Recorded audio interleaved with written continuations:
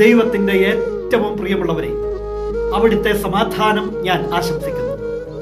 ഇന്ന് കർത്താവ് നമുക്ക് നൽകുന്ന ദൂത് വിശുദ്ധ യോഹന്നാൻ എഴുതിയ സുവിശേഷം 3-ാം അധ്യായം 30-ാം തിരുവചനം.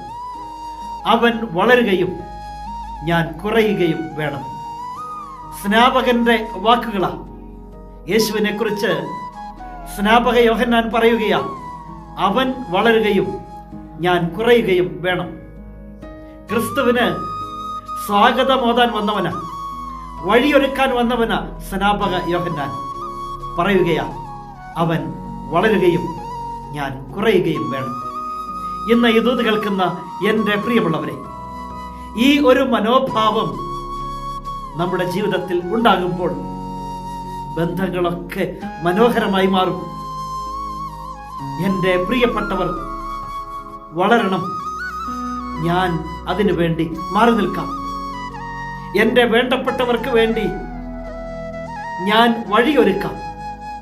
അവർക്ക് ഞാൻ സ്വാഗതമോദാം. അതിനുവേണ്ടി എൻ്റെ അവസരങ്ങളും ഇതാ ഞാൻ മാറ്റിവെക്കുകയാണ്. അവർ വളരട്ടെ, ഞാൻ കുറയട്ടെ.